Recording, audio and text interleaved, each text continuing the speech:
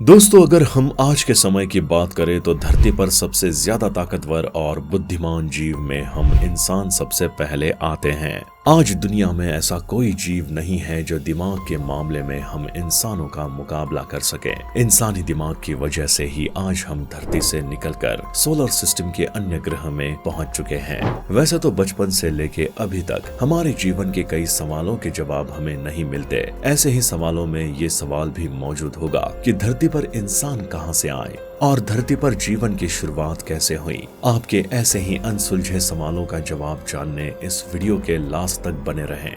धरती की उम्र लगभग 450 करोड़ साल आंकी गई है। ऐसा कहा जाता है कि मानव मन समय और अंतरिक्ष की विशालता की कल्पना करने के लिए परिश्रम करना पड़ता है। इन 450 करोड़ सालों में जीवन की शुरुआत कब हुई? अगर जीवन की शुरुआत तक पहुंचना आसान था तो जीवन पृथ्वी के बनने के तुरंत बाद ही शुरू हो गया होता। लेकिन अगर जीवन की शुरुआत तक पहुंचने की यात्रा कठिन रही होगी तो धरती पर जीवन शुरू होने में भी काफी समय लगा होगा। जीवन की शुरुआत लगभग 400 करोड़ साल पहले हुई थी। ये कहाँ हुआ, इसके बारे में वैज्ञानिकों के अलग अलग थियोरीज हैं, लेकिन प्रमुख थियोरीज में से एक का कहना है कि जीवन की उत्पत्ति समुद्र की सतह पर हुई थी। वैज्ञानिकों का ऐसा मानना था कि पृथ्वी के बनने के बाद लंबे समय तक हमारे ग्रह की सतह पर उथल पुथल चलती रही। इस दौरान गर्म पिघली धातु और हवाएं चलती थी। ऐसे वातावरण में कार्बन बेस्ड जीवन का विकसित होना असंभव था। पृथ्वी का तापमान कम होने पर ही जीवन की शुरुआत संभव थी। ऐसा लगता है कि जीवन की उत्पत्ति आसान है और अगर ये पृथ्वी पर आसान होता तो ब्रह्मांड में कहीं और आसान होता। मुझे लगता है कि ऐसा सोचना सही है, लेकिन उसके बाद पृथ्वी पर जो हुआ वो सवाल को थोड़ा पेचीदा देता है। पृथ्वी पर आने वाले सबसे पहले जीवों को प्रोकैरियोट कहा जाता है। इन जीवों में न्यूक्लियस नहीं होता और ये हमारी कोशिकाओं की तुलना में बहुत सरल होते हैं। बैक्टीरिया प्रोकैरियोट्स प्रकार के होते हैं। ये बैक्टीरिया वे हैं जिन्हें मारने के लिए हम एंटीबायोटिक्स लेते हैं। जब पृथ्वी पर जीवन का आविष्कार हुआ तो दो प्रकार के प्रोकैरियोट्स सामने आए। एक का नाम बैक्टीरिया और दूसरे का नाम आर्किया था। ये दो प्रकार की कोशिकाएं बहुत ही सरल होती हैं और 400 करोड़ साल पहले पृथ्वी पर आने के बाद इन दोनों ने पृथ्वी पर अपना नवाब का पद जमा लिया। ये लगभग 200 करोड़ साल तक चला। इतने लंबे समय के बाद एक आर्किया ने एक बैक्टीरिया को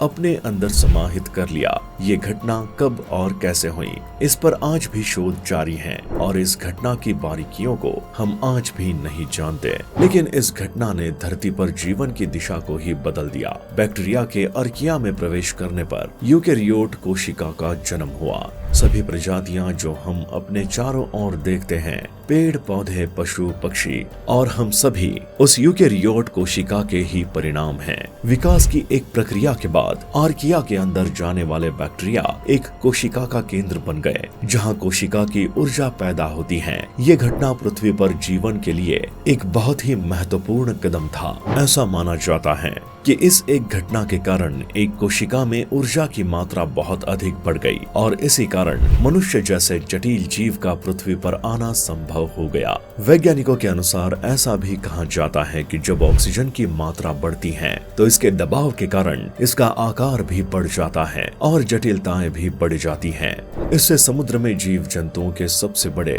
और सबसे उन्नत समूह पैदा हुए। लगभग 500 करोड़ साल पहले पहली कांटेदार मछली समुद्र में उत्पन्न हुई थी। ये मछलियां हमारी पूर्वज हैं। वास्तव में आज के सारे रीढ़ वाले जीव इन मछलियों के आधारभूत ढांचे पर ही बने हैं।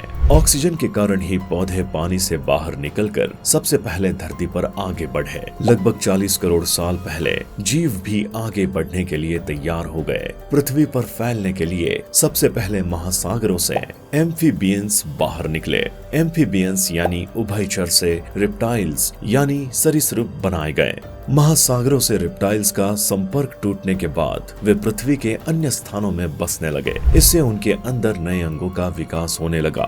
पर ऐसा होने में 200 करोड़ साल क्यों लगे? इस सवाल का कोई सरल जवाब नहीं है। क्या अगर ब्रह्मांड में कहीं और जीव हैं, तो क्या वहाँ भी ऐसा होने में इतना ही समय लगा होगा या क्या ऐसा वहाँ हुआ भी होगा? वास्तव में हम नहीं जानते कि पृथ्वी पर जीवन की ये अत्यंत महत्वपूर्ण घटना किन परिस्थितियों में घटी इस रहस्य से पर्दा उठाने में अभी कुछ और समय लगेगा कि 200 करोड़ के बड़े अंतर का इसके होने में कितना योगदान रहा है और ये कितना सौभाग्यशाली घटना है। लेकिन क्या आप जानते हैं, पृथ्वी पर जीवन शुरू होने से पहले एक ऐसी घटना भी घटी थी। वैज्ञानिकों के अनुसार धरती पर पहले इंसानों का अस्तित्व नहीं था, क्योंकि पहले के कुछ समय में धरती पर खूंखार और हिंसक डायनासोर का राज हुआ करता था। इन खूंखार डायनासोरों के रहते इंसानों का जन्म होना मुश्किल ही नहीं, नामुमकिन था। अगर उस समय इंसानों का अस्तित्व होता भी तो डायनासोरों के साथ इंसान भी खत्म हो जाते। ऐसे में ये बात तो बिल्कुल साफ है कि धरती पर डायनासोर के बाद ही इंसानों का जन्म हुआ है। आज से लगभग 10 करोड़ साल पहले एक एस्ट्रॉयड का टुकड़ा जो सीधे अंतरिक्ष से आ रहा था, वो मार्स और जुपिटर के बीच बने एस्ट्रॉयड बेल्ट में घूम रहे एक विशाल एस्ट्रॉयड से जा टकराया और टकराव की वजह से उस एस्ट्रॉयड की दिशा बदल जाती है और वो एस्ट्रॉयड बेल्ट से निकलकर सीधे पृथ्वी की ओर बढ़ने लगता है।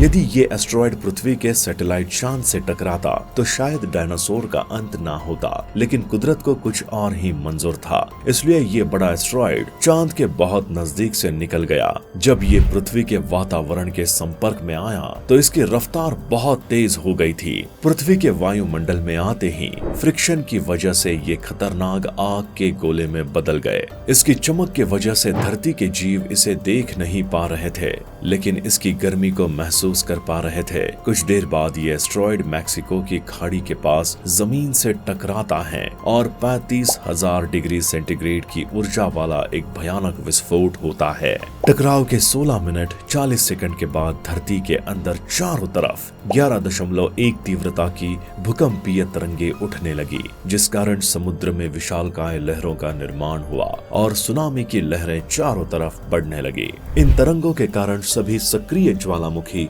दहक उठे, जिससे डायनासोर का विनाश शुरू हो गया। इस रेडिएशन की मात्रा इतनी बढ़ गई कि इसके 800 किलोमीटर तक के संपर्क में आने वाले सभी जीव जलकर राख हो गए। इस महाविनाश में उड़ने वाले डायनासोर इन जमीनी खतरों से तो बच निकले, लेकिन विस्फोट की वजह से जो लाखों टन मेटल, पत्थर और धूल अंतरिक्ष में गया था, वो ग्रेविटेशनल के कारण 40 मिनट बाद आग के गोले बनकर पूरी धरती पर बरसने लगे, जिसके कारण पृथ्वी के पेड़ पौधों की सारी आबादी जलकर नष्ट हो गई थी और बचे हुए जानवर भी नष्ट हो गए। विस्फोट से 90 मिनट बाद धरती का तापमान 200 डिग्री सेंटीग्रेड हो गया। इससे धरती की 70% प्रजाति पूरी तरह से खत्म हो गई थी। धरती के घूर्णन, भूकंप और ज्वालामुखी विस्फोटों के कारण अफ्रीका दक्षिण अमेरिका से अलग हो गया था, जिसके कारण अटलांटिक महासागर सामने आया और उससे बनी मानव इतिहास की सबसे बड़ी सरहद, वो सरहद जिसने नई और पुरानी दुनिया को अलग कर दिया। पृथ्वी के 2 बड़े महाद्वीप एक दूसरे के निकट आ गए, जिससे हिमालय पर्वत श्रृंखलाएं खड़ी होने लगी। इन पर्वत श्रृंखलाओं की ऊंचाई के कारण मौसम बदलने लगा, जिससे गिरती हुई बर्फ से अनेक नदियों का निर्माण हुआ। हमारे परिवार की शुरुआत हमारे पूर्वज कहे जाने वाले परोला से हुई। वे पेड़ों पर रहते थे, बाद में वे कुछ गोरिल्ला और कुछ मनुष्यों में विकसित हुए। फिर जंगल सूख जाने के कारण वे जमीन पर भोजन की तलाश में आए। फिर वे 2 पैरों पर चलने लगे। तब होमो हैबिलिस ने पत्थर को हथियार के रूप में इस्तेमाल किया। होमो इरेक्टस ने सबसे पहले आग का इस्तेमाल करना सीखा। फिर उन सभी ने बोलना सीखा। उसके बाद हम वैसे ही पैदा हुए जैसे हम आज देखते हैं। डायनासोर की सारी प्रजाति जो धरती पर हावी हुआ करती थी, वो सब गायब हो गई। इस कारण अन्य प्रजातियों को अपना प्रभाव डालने का मौका मिल गया। इस दुर्घटना के कारण मनुष्यों की पूर्वज प्रजातियां फली फूली और इसके परिणाम स्वरूप लगभग 6.5 करोड़ साल बाद हम पृथ्वी पर प्रमुख और कई तरह अलग अलग प्रजातियां हैं। अगर 6.5 करोड़ साल पहले वो एस्ट्रॉयड धरती पर नहीं गिरा होता तो मुझे लगता है कि धरती पर जीवन की कहानी कुछ और ही होती। तो दोस्तों, उम्मीद करते हैं कि आपको ये धरती पर जीवन की शुरुआत कैसे हुई और इंसान कहां से आए, ये जानकारी बहुत ही अच्छे समझ में आ गई होगी। तो हमें कमेंट बॉक्स में कमेंट करके जरूर बताएं। इसके साथ ही अगर आपको वीडियो पसंद आई हो तो इसे लाइक करें और अपने दोस्तों के साथ शेयर करें। और हाँ, अगर आप इस चैनल पर पहली बार आए हैं तो नॉलेज इज एवरीथिंग चैनल को सब्सक्राइब जरूर कर लें। साथ ही बगल में बेल आइकन भी दबा दीजिए ताकि हमारी लेटेस्ट वीडियो का नोटिफिकेशन आपको मिलता रहे।